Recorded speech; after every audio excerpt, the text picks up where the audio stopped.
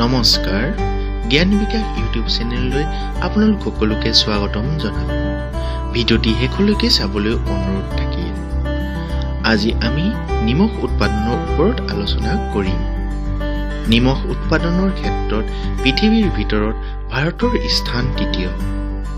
ভাৰতৰ সৰ্বাধিক নিমখ উৎপাদন কৰা ৰাজ্যকেইখন হৈছে গুজৰাট, তামিলনাডু, ৰাজস্থান, মহাৰাষ্ট্ৰ আৰু অন্ধ্ৰপ্ৰদেশ।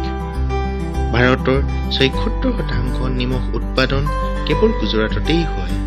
ইয়াৰ মূল কাৰণ হৈছে গুজৰাটৰ জলবায়ু আৰু ভূমিৰ উপলব্ধতা।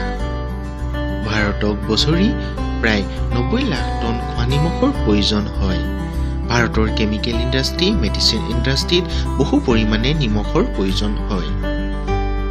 প্ৰায় ৫০ লাখ টনতকৈ অধিক নিমখ ভাৰতে বছৰি ৰপ্তানি কৰে। নিমখ উৎপাদনৰ আৰম্ভণি ছেপ্টেম্বৰ মাহৰ পৰাই হয়।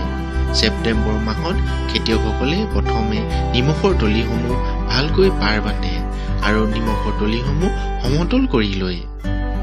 প্ৰায় ২৬%তকৈ অধিক লৱণযুক্ত পানীহে নিমখ উৎপাদনত ব্যৱহাৰ কৰা হয়। ভাৰতৰ বিভিন্ন ঠাইত সাগৰৰ পানীৰ উপৰিও ভূগৰ্ভৰ পানী ব্যৱহাৰ কৰা হয়।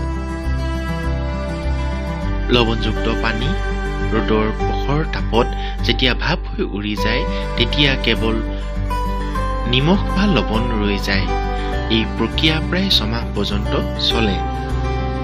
নিমখ উৎপাদনৰ বাবে বতৰৰ জলবায়ুৰ ওপৰত খেতিয়কসকলে নিৰ্ভৰ কৰে। বতৰৰ ওপৰত নিৰ্ভৰ কৰি খেতিয়কসকলৰ উৎপাদন কম বেছি হয়। চীনত পৃথিৱীৰ ভিতৰত সৰ্বাধিক নিমখ উৎপাদন হয়।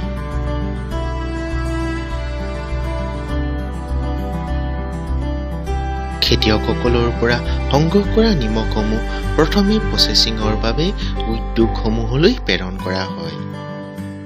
এই উদ্যোগসমূহত নিমখত মিহলি হৈ থকা মাটি, বালি, শিল আদি অপদাৰ্থসমূহ আঁতৰাই খোৱাৰ উপযোগী কৰি তোলা হয়। আশা কৰোঁ আপোনালোকে আজিৰ ভিডিঅ'টি ভাল পালে। যদি ভিডিঅ'টি ভাল পালে আপোনালোকে লাইক আৰু শ্বেয়াৰ কৰিবলৈ নাপাহৰিব। আৰু এনেধৰণৰ ভিডিঅ' পাই থাকিবলৈ মোৰ চেনেলটি ছাবস্ক্ৰাইব কৰিব। আজিলৈ ভিডিঅ'টি ইমানেই। ধন্যবাদ।